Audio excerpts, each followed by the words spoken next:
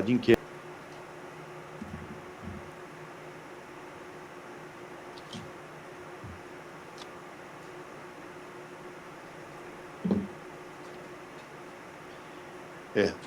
Passa para outra etapa. Vamos, então, já colocar aqui em votação. Deputado Beto 2-1, está ligado? Está ouvindo? Está tudo ok? Tudo ok, estou entrando aí no plenário. Opa! Aguardar o senhor, então.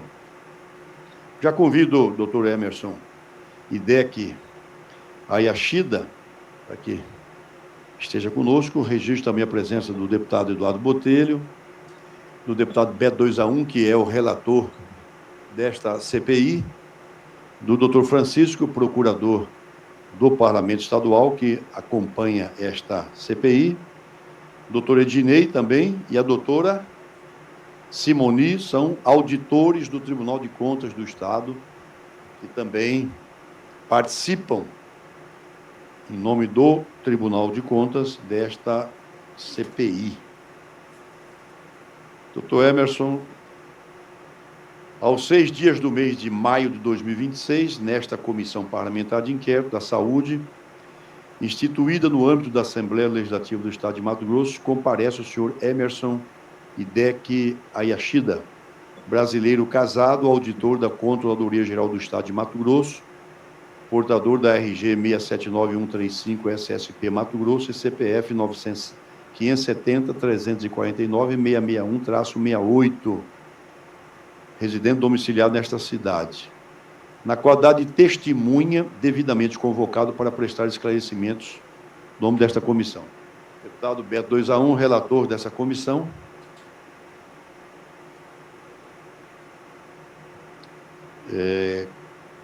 Na qualidade de testemunha devidamente convocado para prestar esclarecimentos no nome desta comissão, compromete-se, sob palavra de honra, a dizer a verdade sobre os fatos de que tenha conhecimento, nos termos da legislação vigente, especialmente conforme disposto no artigo 58, parágrafo 3º da Constituição Federal e no artigo 342 do Código Penal. O depoente declara estar ciente de que o compromisso de dizer a verdade é obrigatório, sendo crime fazer afirmação falsa, negar ou calar a verdade como testemunha. Poderá ser responsabilizado penalmente em caso de falso testemunho ou falsa perícia. É assegurado o direito de não produzir provas contra si mesmo, podendo permanecer em silêncio quanto a fatos que possam implicar sua autoincriminação. Deverá manter postura respeitosa e colaborar com os trabalhos desta comissão. E para constar, lavra-se o presente termo que vai devidamente assinado, Cuiabá, 6 de maio de 2026. Doutor Emerson já assinou, o presidente da CPI assinou, eu passo ao relator para que assine. Enquanto isso, eu vou colocar em votação alguns requerimentos de convocação, conforme nós tratamos na reunião passada. Requerimento 011, 012, 010. Dilmar vem? Ok, então vamos deixar para quando o deputado Dilmar estiver aqui, apreciarmos. Então, já feito o devido enquadramento do doutor Emerson, eu passo a palavra ao relator, querendo fazer questionamentos, fique já à vontade. Ok? Deputado Botelho? Bom, então eu vou começar. Doutor Emerson, para nos situarmos sobre as possibilidades de sua contribuição para o nosso trabalho, primeiro quero começar agradecendo ao senhor por ter imediatamente que foi comunicado do desejo desta CPI ouvi-lo, o senhor não colocou nenhum obstáculo, aceitou de imediato a data que foi sugerida. Muito obrigado pela sua colaboração. Eu queria que o senhor falasse um pouquinho sobre a sua atuação como profissional na CGE, quando o senhor entrou, que tipo de atividade o senhor já fez, até chegar ao cargo mais importante daquela controladoria. Boa tarde, presidente. Boa tarde. Deputado Santos. Boa tarde, Beto 2-1, deputado Beto 2-1, deputado Botelho, doutor Francisco, procurador aí. Bom, minha trajetória é de alguns anos de CGE, desde 2005 sou integrante da carreira, como auditor, trabalhei como superintendente por vários anos, fui secretário adjunto de auditoria, secretário adjunto de corredoria, e 2019 a 2020 fui alçado a ser líder da instituição na gestão de 2019 a 22 do governador Mauro Mendes. Breve histórico, né, de 15 anos aí aproximado de trabalho na CGE.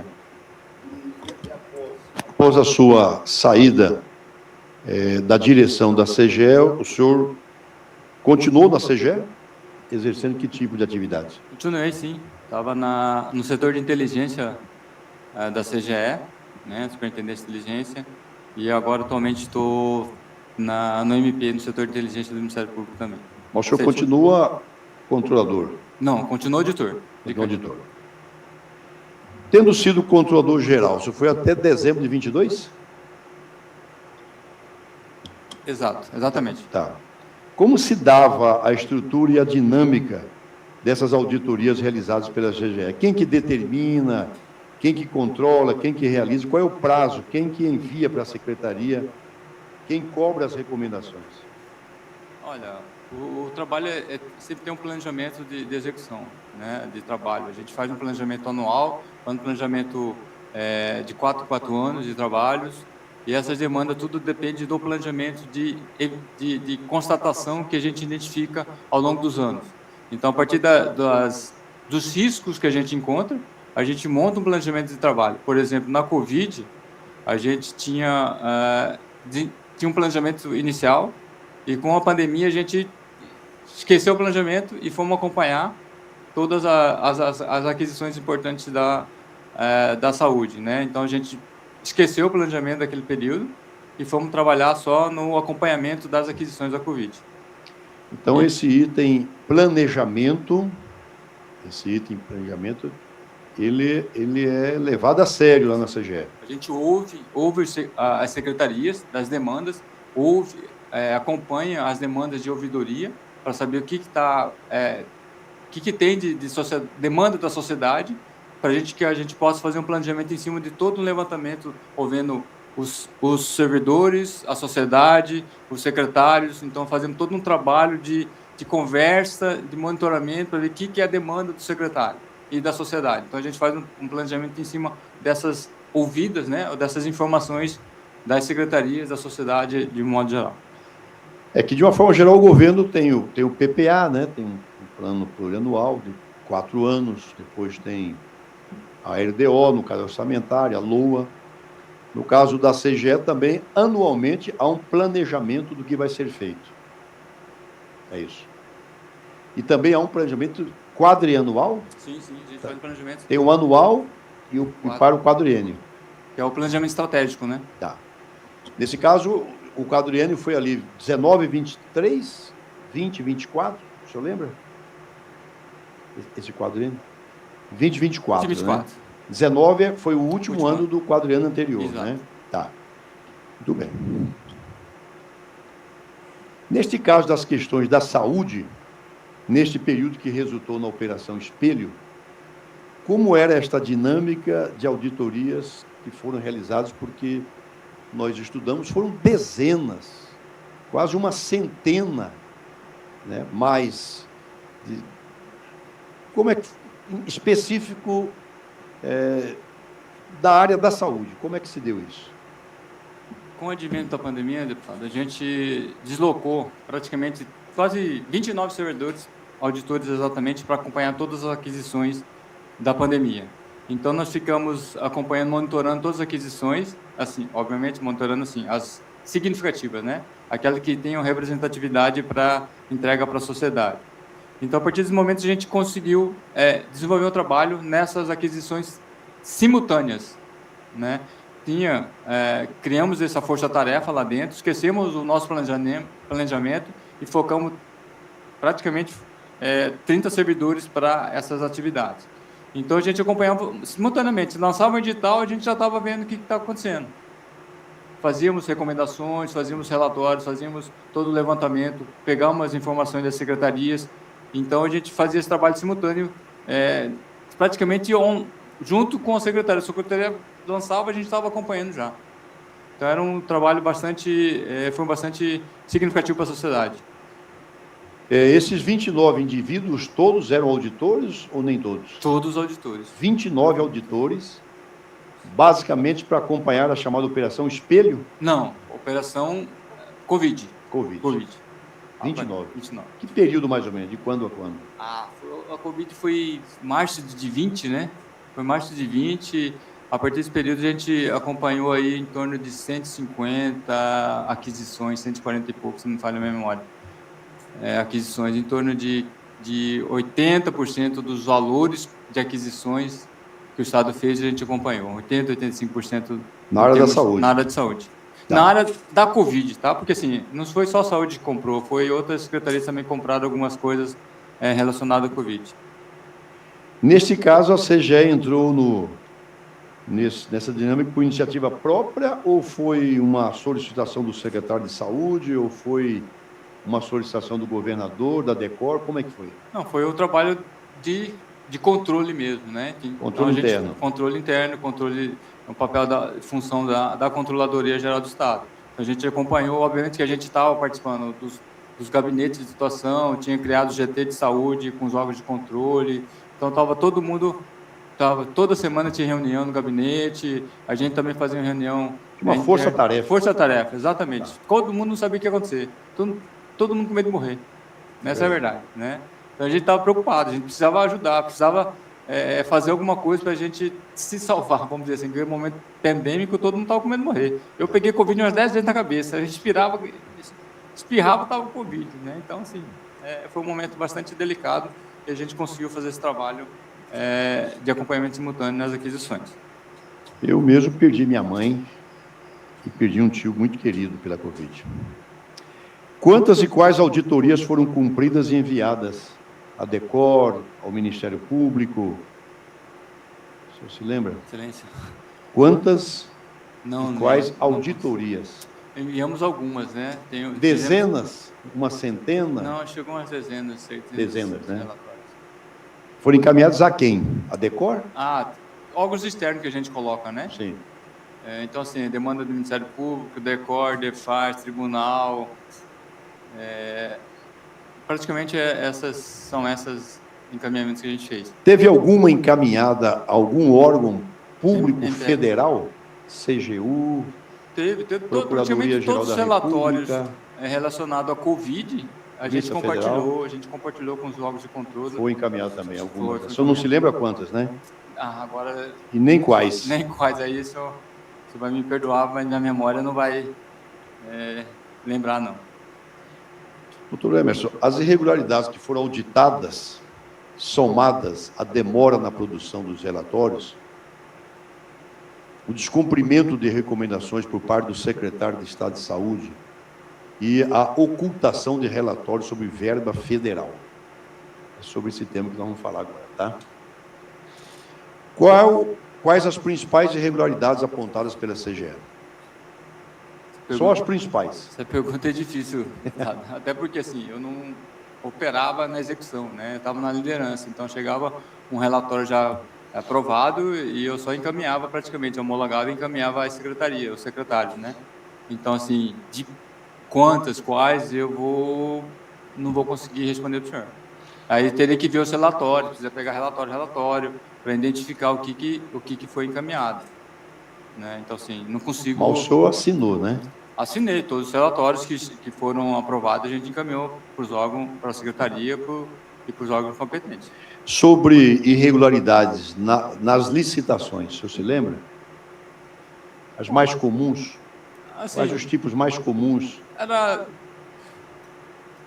talvez dimensionamento... Não precisa detalhar. Assim, dimensionamento de demanda, a devida urgência do caso, assim, algumas formalidades documental que faltava, mas assim, em termos de preço, que a gente estava muito focado em preço nesse momento de pandêmico, a gente praticamente conseguimos recomendar algumas coisas simultâneas na aquisição que foram ajustadas pelas secretarias. Mas, cara, achados assim, deputado, o senhor vai me desculpar, mas eu O não... senhor lembra de algum produto que chamou atenção em relação aos preços? Não lembro. Que vocês tenham feito alguma recomendação, alguma nota técnica? Não lembro. Mas o senhor assinou, né, as auditorias, né? Sim. Auditoria assinada pelo auditor específico, como é na PGE, aí vai para o número 2, aí o senhor é o último a assinar, é assim também? Exato. Assim, tem o auditor que faz o trabalho, que faz a Sim. pesquisa, levantamento. Aí tem o supervisor, que é o superintendente, que faz a Certo. primeira Checagem. a checagem, acompanhamento, questionamento e até aprova junto com o auditor. Aí sobe para o secretário de junta aprovar o trabalho e sobe para o número 1, o líder, para homologar o relatório. E sobre a construção de cartéis de empresários, o senhor se lembra de alguma coisa nesses relatórios, nessas auditorias, nessas notas técnicas? A participação? Não consigo lembrar, deputado. Não consegue. É que são vários, né? Sim. São vários cartéis aí que foram vários formados? relatórios foram encaminhados. Eu não sei São o que tem, dezenas. entendeu? Aí são centenas, né? E aí eu não sei dizer o que tem. A memória não... Sobre a conivência de servidores, de autoridades, de agentes públicos, houve interferência sobre o seu trabalho? Não, de forma alguma. A gente teve interferência. Tudo que o senhor assinou foi sem pressão do governador, sem pressão do secretário de Estado, do procurador-geral do Estado? Tranquilo. O senhor jamais sofreu pressão? Não, nunca tive esse tipo de pressão. Até porque o trabalho é técnico, né? Aqui, a título de exemplo aqui, consta aqui no relatório 318 de 2020, o senhor era o controlador-geral, né? 2020. Sim. Consta de relatório número 318 de 2020, importante recomendação da CGE ao secretário de Estado de Saúde, para que não realizasse pagamentos, não fizesse pagamentos, em razão dos indícios desta irregularidade. Isso foi em novembro de 2020. Depois deste alerta ao secretário, ele pagou, conforme está no FIPLAN. Ele pagou mais de 7 milhões de reais, havendo recomendação assinada pelo senhor. O senhor se lembra disso? Novembro de 2020? A recomendação deve ter sido encaminhada agora, sim. Nós não temos poder de barrar nenhum pagamento, nós não somos uma autoridade. Eu quero só saber se foi feita a recomendação, se o senhor se lembra. Fizemos algumas recomendações agora. Exatamente essa aí, Excelência, eu me desculpa que eu não recordo pela memória aqui agora, mas se eu pegar o trabalho eu consigo identificar. O pagamento foi feito à empresa LGI Médicos no valor de 7 milhões, o que foi empenhado, R$ 7.624.669,55. E o que foi pago foi R$ 7.510.299,62. Foi pago, mesmo com recomendação da CGE de não pagar. E o senhor se lembra, baseado em que era essa recomendação? Superfaturamento, inexecução da entrega dos serviços, dos medicamentos? Não consigo lembrar agora, Tá. só você tem que ver o trabalho. Tá, não, eu sei que é. Mas nós vamos provocar o senhor depois, porque nós vamos fazer um documento físico ao senhor, para que o senhor possa ter acesso a esse relatório, ao 318. Aí o senhor vai ter o prazo suficiente para encaminhar a resposta a essa CPI. Quando um secretário, doutor Emerson, descumpre o que os auditores técnicos advertem, o que cabe ao controlador-geral do Estado? O senhor, através dos seus subordinados, executou o trabalho, identificou ali irregularidades, ilicitudes, ilegalidades. O senhor alertou o titular da pasta e, mesmo assim, ele não obedeceu e fez o pagamento. O que cabe ao controlador-geral do Estado fazer? Qual é o próximo passo do senhor? Porque no controle interno o senhor ficou sabendo depois que ele pagou. Qual foi a providência que o senhor tomou? O papel do controle é ajudar a gestão, né? Então, a gente aponta algum problema, algum achado, significante, mas a decisão é do secretário. O secretário tem autonomia para descumprir, para fazer o que ele achar que deve fazer, né? Então, assim, nós alertamos eles, os relatórios foram encaminhados, né, para os órgãos competentes e a gente não tem poder para impedir que o secretário pague, né? Então, assim, o nosso papel é orientar. O controle interno é uma Acaba aí? assessoria encaminha. Fez o trabalho, a auditoria identificou irregularidades, fez o documento observando as irregularidades, ela não foi atendida. O senhor entende que acaba aí? Não, a gente não tem um poder de punir nem o secretário. Quem é controladoria não tem esse papel de punição de secretário. A gente faz um trabalho depois no relatório de conta, de gestão, a gente aponta esses problemas para o órgão de controle externo, né? Então, assim, exatamente, a gente encaminha todo esse trabalho de realização de achado. Todos os relatórios foram encaminhados para o Tribunal de Contas, todos os relatórios que nós fizemos, nós encaminhamos para todos os órgãos de controle. Tinha um grupo de trabalho Covid, que tinha o MPF, Tribunal de Contas, CGU, TCU, tudo estava acompanhando esse trabalho. Então, a gente encaminhou todo esse trabalho a esses órgãos de controle. Não, o senhor respondeu corretamente. O senhor identificou a irregularidade, comunicou, a autoridade não obedeceu, e aí era dever do senhor de ir à frente, comunicar ao Tribunal de Contas. No caso, se for recurso estadual, do Estado, se for recurso da União, ao TCU. Então, o senhor fez isso. Em todos os casos, porque foram vários. Todos os relatórios o senhor fez isso, né? Todos os relatórios que a gente fez. Porque se o senhor não fizer isso, o senhor também vai responder como responsável solidário. Você não pode ter parado só. Ele não cumpriu. Tudo bem. Não. O senhor comunicou. E aí nós vamos solicitar do senhor também todos os trabalhos, a cópia dessa comunicação. Todos os trabalhos a gente encaminhou para os órgãos de controle. Ok. O senhor levou... O senhor era do primeiro escalão do governador, figura altamente ouvida pelo governador. Principalmente pelo governador Mauro Mendes, que sempre anunciou à sociedade o seu zelo e o seu cuidado com a coisa pública. O senhor levou esses fatos ao governador, de que o secretário de Saúde, de forma repetida, vinha desobedecendo as orientações da CGE? Por escrito ou pessoalmente, informalmente, o senhor levou? Por escrito, a gente caminhava todo o trabalho, né, presidente? E aí, nas conversas, nas reuniões, a gente apontava essas inconsistências nas reuniões, entendeu? Assim, por escrito... Não. Eu acho que não. Mas informalmente o senhor alertou o governador? Em reuniões do GT, a gente acompanhava, então, assim, todo esse trabalho. Em conjunto, né? A gente estava no gabinete de situação, tinha GT Covid, tinha todo um... O governador participava de algumas vezes do GT Covid? Não, o governador não, era os órgãos de controle. Só para interferir um pouquinho, mas só para esclarecer um pouquinho para quem está nos acompanhando, qual eram os participantes desse grupo de trabalho aí do Covid? Quais eram os órgãos que participavam e pelo que me lembro, eram atuantes semanalmente, né, nas reuniões e nas decisões de aquisições ou compras. Quem eram os órgãos?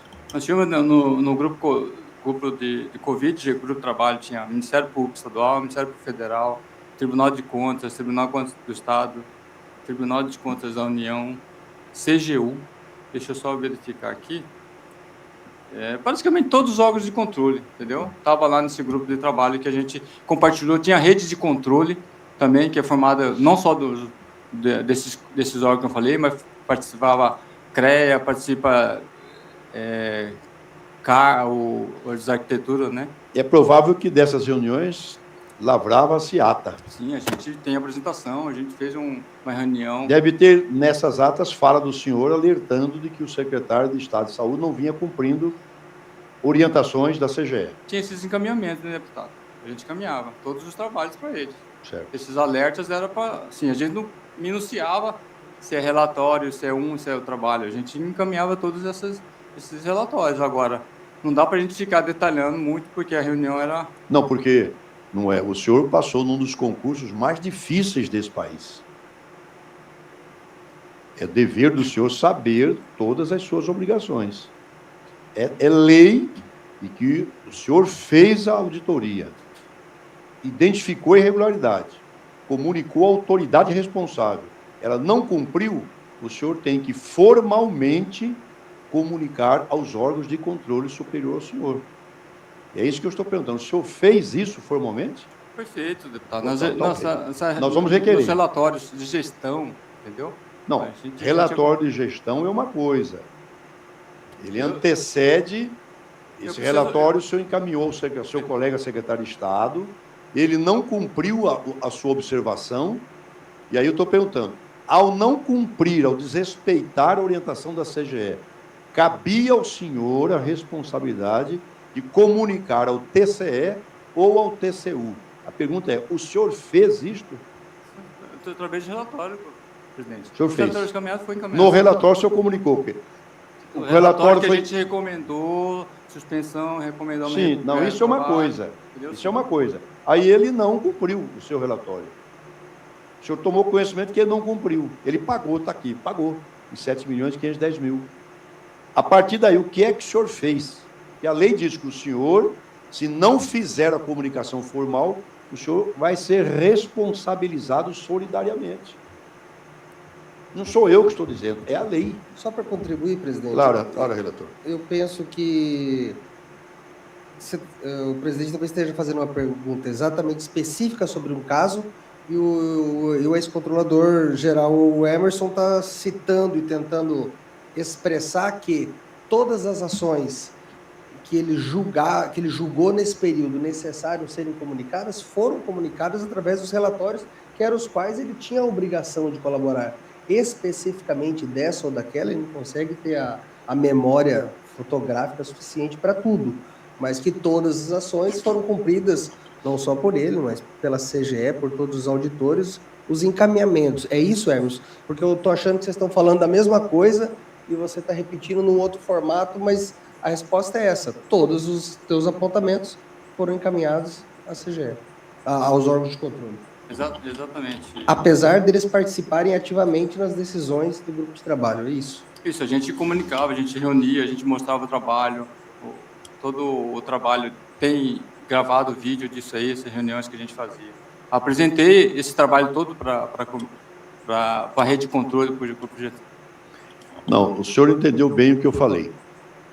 Nós vamos cobrar do senhor essas provas. Doutor Emerson, a Decor requisitou uma auditoria. A primeira auditoria que a Decor requisitou, em caráter de urgência, foi no dia 17 de agosto de 2020. O senhor era o controlador-geral do Estado. A pergunta é, o senhor deu prioridade a essa requisição? O senhor priorizou esse primeiro pedido da Delegacia Estadual de Combate à Corrupção? Esse pedido foi feito no dia 17 de agosto de 2020. Devido ao momento pandêmico, né, a gente deu prioridade ao trabalho. Deu prioridade, né? Tanto é que a gente tinha, o que aconteceu? De repente só teve que terminar um trabalho que está em andamento e aí deu logo na sequência esse trabalho para ser realizado devido ao momento que estava se passando, a oportunidade que era para a gente constatar, verificar a questão das denúncias. E o governador pediu, interferiu nisso para que o senhor agisse de maneira lenta nessa investigação? Não teve interferência do governador, não, deputado. Do seu colega secretário de Estado de Saúde? Não, também não. De algum deputado? Também não. E por que o senhor levou 9 meses para concluir essa auditoria?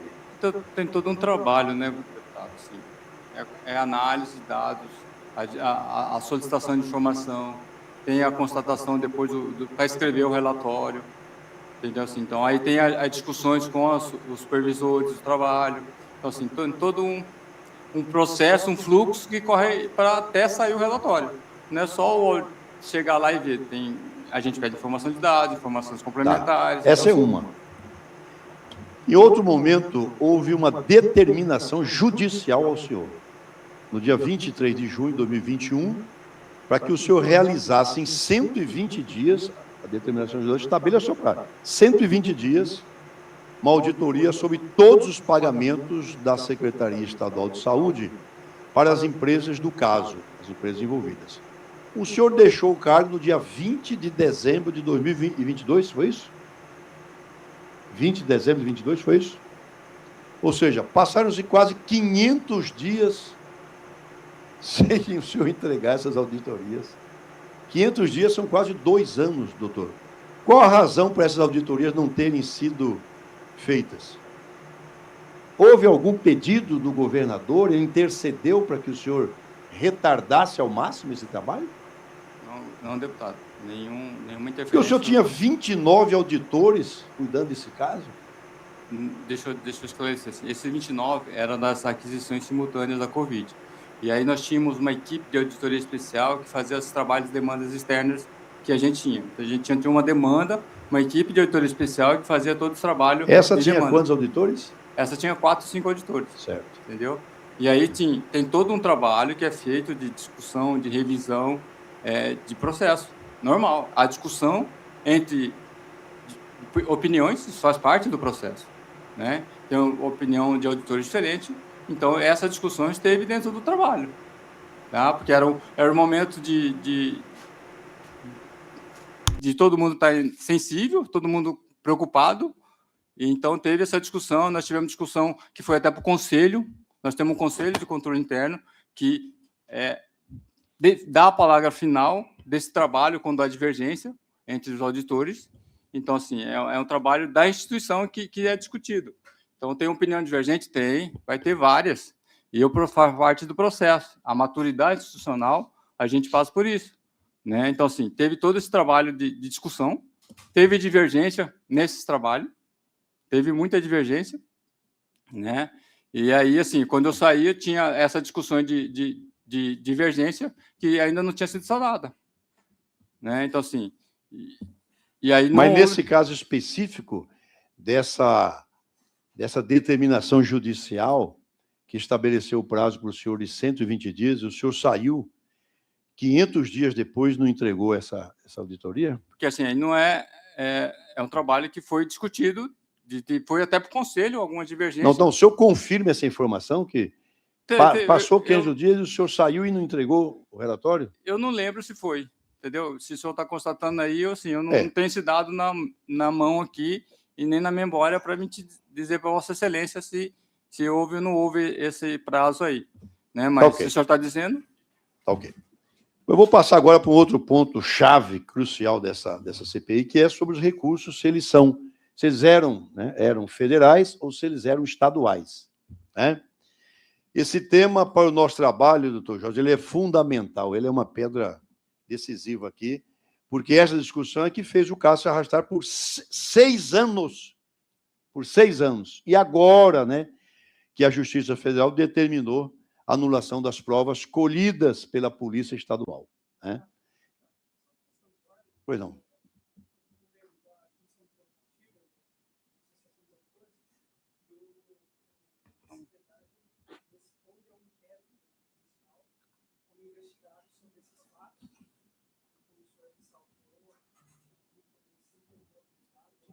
Sim, sim.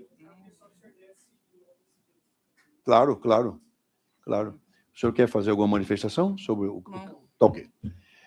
Eu li aqui, vou reler, né? Esse termo de compromisso diz aqui: o compromisso de dizer a verdade obrigatório poderá ser responsabilizado penalmente em caso de falso testemunho ou falsa perícia. É assegurado o direito de não produzir provas contra si mesmo, podendo permanecer em silêncio quanto a fatos que possam implicar sua autoincriminação. Então, por isso que eu fiz a leitura completa. Ele tem respondido tudo até agora. Não, se alguma pergunta ele entender que não deve responder, não vai responder. Tá, nós já solicitamos. Estamos aguardando. Doutor, então, esse tema, para o nosso trabalho, ele é muito importante, né? Isso já se arrasta na Justiça Federal, né, por 6 anos. E agora, recentemente, a turma do TRF1 entendeu que as provas colhidas pelo Estado são nulas. Vai começar tudo agora pela Polícia Federal, que vai iniciar da estaca zero a colheita dessas provas. Ok? Então, a pergunta é o seguinte: como controlador-geral do Estado, até o dia 20 de dezembro de 2022, o senhor sabe nos dizer se este caso investigado tinha ou não verba federal? Não lembro, deputado. Eu não lembro, né?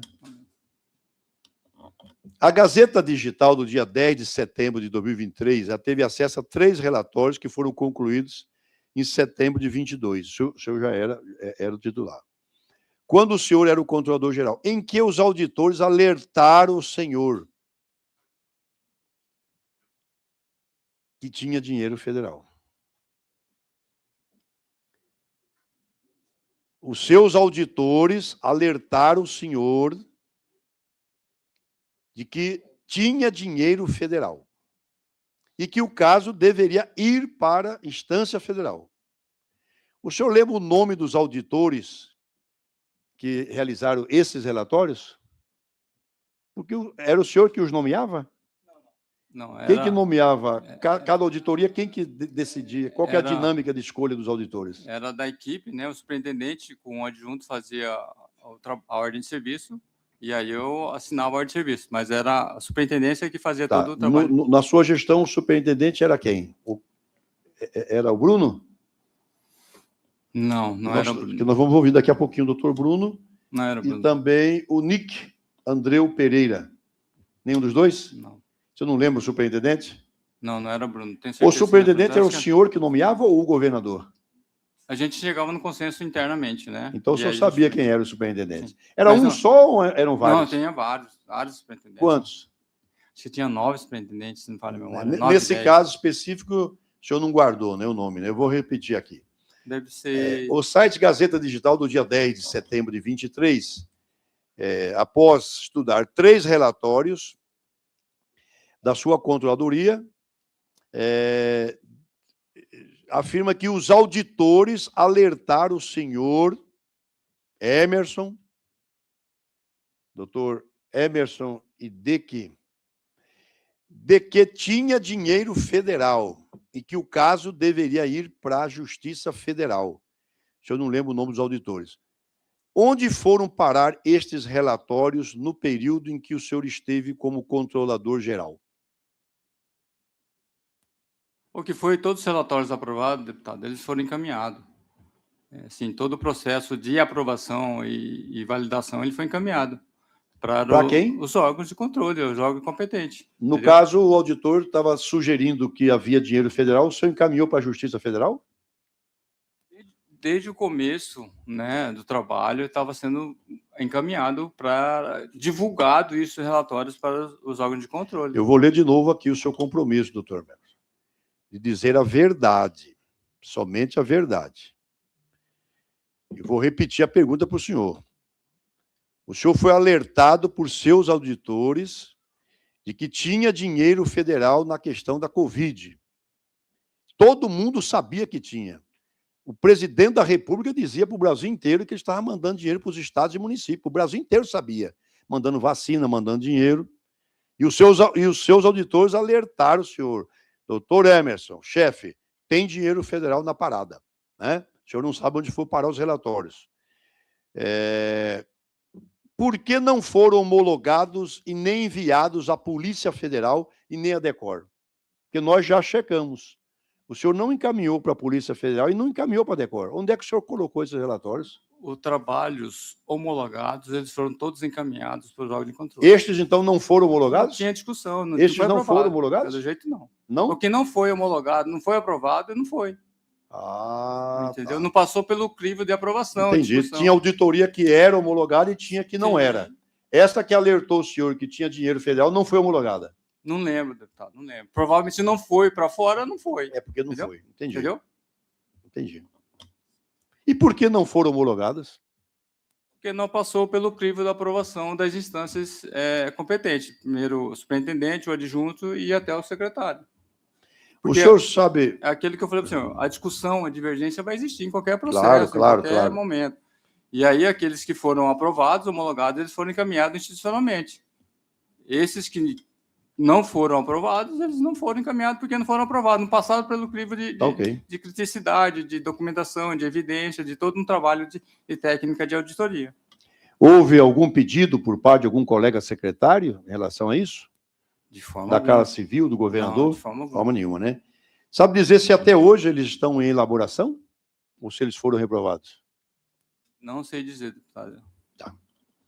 Bom, mesmo diante deste alerta de que 3 relatórios que não foram homologados, o atual controlador informou, vou ler para o senhor, né? Entre aspas, são falas do senhor. Mesmo diante do alerta desses 3 relatórios que não foram, aqui está claro, não foram homologados, o senhor confirmou aqui, não foram homologados. Nota publicada pela CGE em 14 de setembro de 23, o senhor informou o seguinte, abre aspas, aqui a fala do senhor. A CGE esclarece também que nenhuma das fontes de recursos vinculadas aos pagamentos examinados nas auditorias, conforme indicado nas minutas dos relatórios em questão, está relacionada a transferências voluntárias da União, o que, por si só, já torna leviana a informação de que a omissão dos relatórios tinha o objetivo de não atrair a competência dos órgãos de controle e investigação federal. O senhor concorda com esta nota da CGE, que não era caso de atuação da federal? Se é institucional, é da CGE, não é? O senhor lembra que o senhor assinou essa nota? Não lembro. O senhor não lembra? Em 23 não sou eu. Ah. 23 não era eu, desculpa. Tá, é verdade. É 14 de setembro de 23. Mas o senhor concorda com essa nota da CGE? É posição institucional. Se eu concordo ou não concordo, é institucional. Então, assim, é a instituição que mandou. Ok. O senhor sabe dizer se estas circunstâncias que levaram à instauração de inquérito, número enorme aqui, 101.229.892, 2023, 8.11.11042. Sabe dizer se estas circunstâncias que levaram à instauração desse inquérito e que pode ter sido a razão de sua exoneração do cargo, como ficou? Deputado, desculpa, mas eu desconheço essa... O senhor desconhece esse inquérito? Desconheço. Tá, mas nós vamos... Desconheço essa motivação para minha saída, né? Esse ano... É porque o governador foi reeleito, né? Quase todo mundo continuou, o senhor não continuou. O senhor pediu para sair? Eu estava cansado, né? A gente conversou e mas o senhor é jovem de tudo. Mas a gente cansa, deputado. Cansa. É fácil. Cansa, não é fácil, não. Sim, senhor. Agora vamos falar sobre os pagamentos por indenização, pagamentos sem licitação e sem nenhum contrato. Eu quero que o senhor... relatórios do Tribunal de Contas e da CGE sistematicamente advertiam o secretário Gilberto Figueiredo sobre pagamentos por indenização sem freio, feito nestes mais de 7 anos.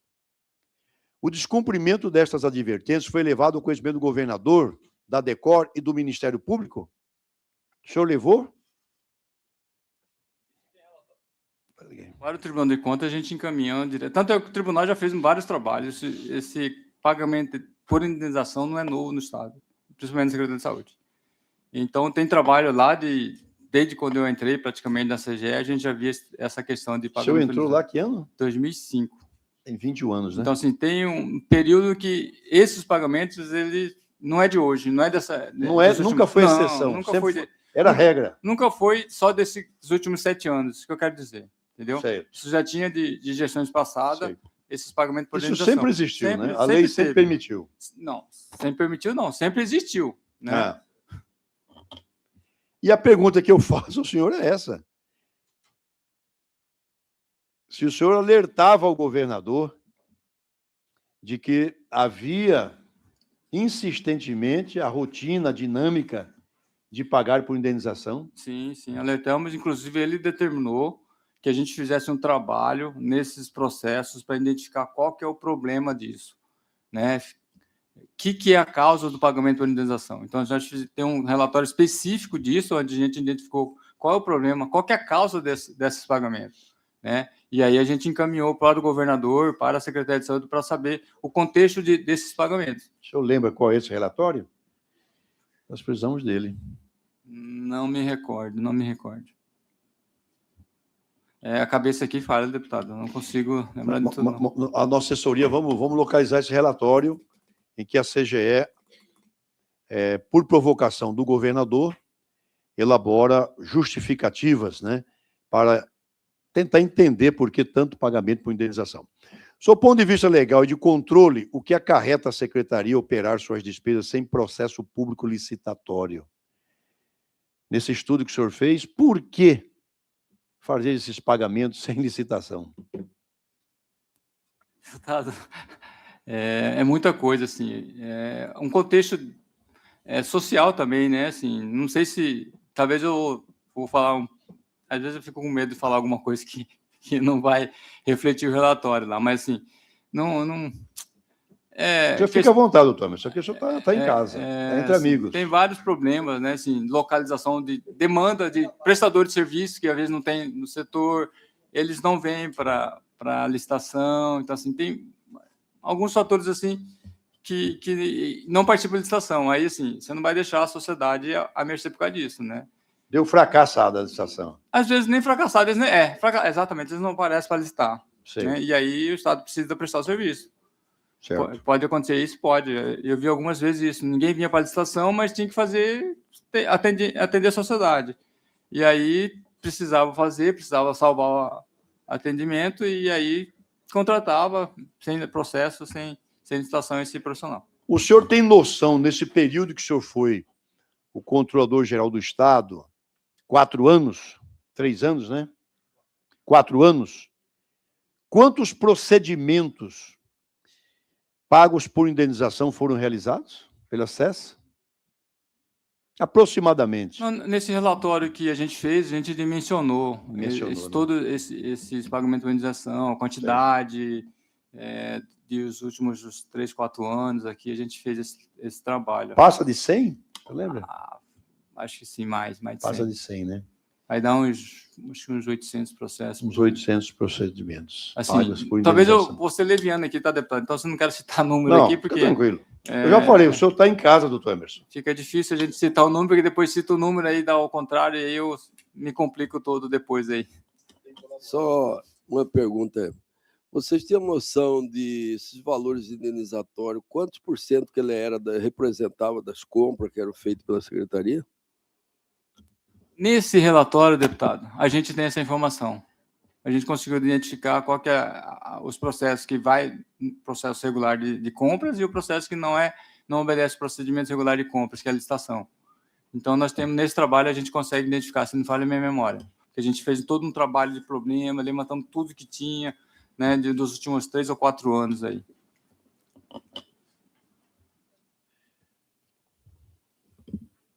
Falam, né, que pagou-se mais de 150 milhões sem contrato e sem licitação, mas nós vamos chegar lá. O senhor tinha conhecimento do tal TAC da SES, o termo de ajustamento de conduta da Secretaria de Estado de Saúde com o Ministério Público Estadual? Passou pela sua controladoria? Eu assinei, na época, alguns TACs, agora eu não lembro se eu assinei esse aí, se eu tive conhecimento desse. Então, foi mais de um? Tiveram alguns TACs, eu não sei se eu assinei da saúde. O senhor lembra do exato objeto de que tratava? Não. Quem que fiscalizava o andamento e o cumprimento dessas obrigações?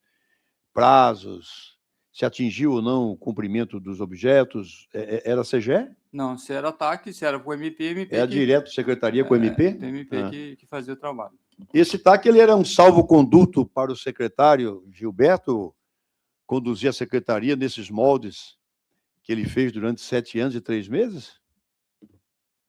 Tem essa informação, deputado. Desconheço. Para as empresas da Operação Espelho, O FIPRAN soma mais de 600 milhões pagos a estas empresas. As empresas que estão na operação espelho. Mais de 600 milhões. Sendo 70% sem licitação. E sem nenhum instrumento contratual. Tudo pago por indenização. 70% de 600 milhões dá quanto? 420 milhões. 420 milhões. Deixa eu ter a falar sobre isso, doutor Emerson. O senhor, como controlador-geral do Estado. Isso, como eu já falei para Vossa Excelência, essa questão do pagamento de indenização não é dos últimos 7 anos de governo. Isso é um processo que já vem arrastando há algum tempo e que a gente tentou, fez um trabalho de levantamento de dados de todo o problema para tentar sanar esse problema de pagamento de indenização. Assim. É isso que a gente fez, né? Então, assim, os órgãos, o Tribunal de Contas sabe desse problema, tanto é que todas as contas da SES é apontada essa questão de pagamento por indenização. Então, assim, o que a gente sabe é que a gente aponta nos relatórios e vai para a gestão, para o Tribunal de Contas. Não. Mas, só uma pergunta. Mas vocês têm um conhecimento de que isso foi ampliado no governo Mauro Mendes? Porque, pelo que tudo indica, pelo relatório do TCE, isso aumentou em muito esses pagamentos sem licitação durante o governo Mauro. Só para contribuir aqui. Claro, relator. O senhor é o relator, o senhor é o pai da matéria aqui. O senhor fala a hora que o senhor quiser. Eu tenho uma impressão, também eu não tenho essa fonte aqui, mas era um dado que eu tinha na cabeça, porque eu me lembro de ter acompanhado alguma coisa também, aparentemente não. Apesar de todo o problema do Covid, toda a questão, parece que houveram menos indenizatório do que em outras épocas, justamente porque o governador havia feito o governador pediu para que o controlador fizesse uma ação para diminuir essa ação, que era muito corriqueira, né, no passado, principalmente da saúde. Mas eu acho que vale a pena fazer um levantamento disso, né? Parece que em termos de valor ela foi maior, né? Não sei se talvez porque o movimento realmente foi muito mais, o valor movimentado foi maior, mas segundo informações que nós temos, embora não seja oficial de alguns conselheiros, é que ela foi maior. Doutor Emerson, permita-me uma interpretação aqui, devido a esse ambiente amistoso que se formou aqui. O senhor está correto. A origem do pagamento por indenização, ele vem de décadas. A lei permite isso, o legislador construiu essa permissão, principalmente em períodos de pandemia, de desastres, que o Estado tem que agir com rapidez, com velocidade. Não há aqui nenhum óbice em relação a isso. Agora, o senhor, como controlador-geral do Estado, passou sob os seus olhos 70% é maioria mais do que absoluta. Mais de 2/3. Mais de 2/3. Aí não virou mais exceção, aí virou regra. O pagamento por indenização é exceção, em períodos excepcionais. Pagar 70%, né, é um absurdo, né? Mas vamos lá. Só para esclarecer, 70% dessas empresas, né? Não do Sim, montante de pagamento da secretaria, né? Vamos chegar a uma conclusão mais alarmante aí, deputado Djamil. Só para contribuir, essa prática indenizatória, ela não foi só na pandemia, ela se arrasta até os dias atuais. Se a gente pegar a Santa Casa e esmiuçar a Santa Casa, você vai ficar horrorizado de ver como é que as empresas que são amigos do rei trabalham lá de forma indenizatória com tabela fechada, cheia. E que, infelizmente, anos após ano, a gente tem vivenciado esse problema, não é por produção. Então, assim, o tal do zelo pelo dinheiro público não existe de fato. Existe atendimentos a grupos específicos ali. E isso vem se arrastando pós-pandemia. Doutor Emerson, de 2019 até o final da sua gestão, em 22, em que ocorreu a primeira fase da Operação Espelho, foram pagos cerca de 200 milhões de reais.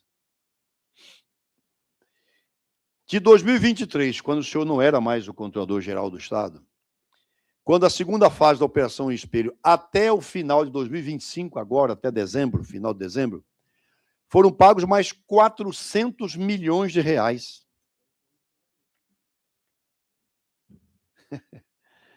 Quando eu falei ali atrás 600 milhões, era a soma. 200 na sua gestão, 400 depois da sua gestão. Depois da sua gestão, não existia mais Covid. O deputado acabou de dizer aqui. O que nós estamos afirmando? A prática da indenização continuou. Aí eu pergunto ao senhor, o senhor acha que essa prática, aproveitando as excepcionalidades que o legislador construiu para momentos excepcionais, essa prática não virou, na verdade, um oportunismo criminal?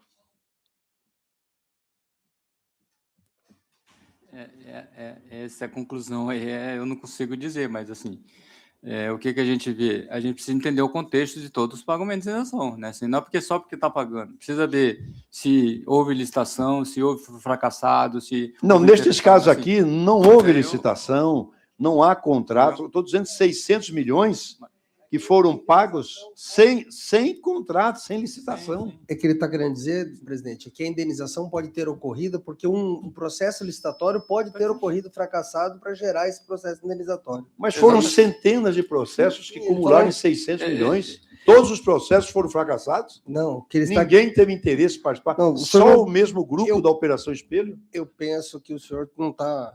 Vocês estão se comunicando mal. Não. Ele tem falado que ele não consegue medir a tua resposta porque ele não sabe o que aconteceu no caso. Então, você está perguntando algo que ele não tem condições de responder. Nobre relator. A gente tem que ser mais prático. Nobre relator, eu, como presidente, gostaria que Vossa Excelência se comportasse como relator da CPI. E é o que eu estou fazendo. O advogado dele está ali. Não, eu estou aqui tentando fazer com que as pessoas entendam. Não adianta você ir para uma padaria e pedir 2 quilos de carne, ele não vai ter para te entregar. Ele não sabe as situações que ocorreram isso. Doutor Emerson, se eu, toda vez que for divergir do senhor, o senhor entender que eu vou estar advogando para ele, aí nós não vamos ter condições. Eu tenho que ter direito a falar e expressar como eu penso, e o senhor aceitar e entender. Claro, e respeito. Doutor Emerson, o que faltou para o senhor e para o atual controlador-geral mudarem, ou ao menos frearem esse quadro de ilegalidades em pagamentos por indenização da Secretaria de Estado de Saúde nestes 7 anos? Senhor, sob os seus olhos, foram pagos 200 milhões de reais a título de indenização. Depois, sob os olhos do seu sucessor, doutor Paulo Farias, mais 400 milhões. O que faltou para segurar? Vou falar da minha parte, né? Assim, o que eu pude fazer, eu fiz. Fiz um trabalho, nós fizemos um levantamento de informação, a gente encaminhou ao Tribunal de Contas do Estado essas informações, o tribunal já tem feito esse trabalho recorrentemente nas contas sobre pagamento por indenização. Eu não sei o que faltou, eu não tenho poder de decisão para falar o que vai fazer, o que não vai fazer. Não faltou material humano para o senhor? Não sei, da CGE a gente fez o que pôde, né? A gente encaminhou para os órgãos de controle, o tribunal sabe disso, isso não é de últimos 7 anos, repito. Ou foi pressão política? Não sei dizer. O senhor nunca sofreu pressão política? Ok, passo ao relator, se ainda tiver perguntas a serem feitas ao doutor Emerson. Nenhuma, senhor presidente. Deputado Botelho. Deputado Dejamir. Doutor Emerson, para as suas considerações finais. Agradecer a comissão aqui, né, por poder esclarecer alguns pontos que estavam na minha memória aqui, porque já faz algum tempo que a gente deixou a gestão e sempre a memória, ela sempre nos trai. Pedir, assim, agradecer o deputado, relator, deputado 2-1, o presidente Wilson Santos, deputado Botelho, o deputado também, por estar aqui disponibilizando o tempo, né, precioso dos senhores para mim também aqui de esclarecer esses fatos para toda a sociedade. Muito obrigado aí por estar aqui para esclarecer tudo isso. Em nome da Comissão Parlamentar de Inquérito da Saúde, eu que agradeço, nós agradecemos ao senhor por ter acatado rapidamente o nosso convite e nós vamos encaminhar ao senhor, em breve, alguns questionamentos, para que o senhor possa, dentro da sua possibilidade, nos encaminhar as respostas. E eu convido agora o senhor Bruno Fernandes Sugawawa e doutor Emerson está dispensado, suspendo por 5 minutos esta sessão.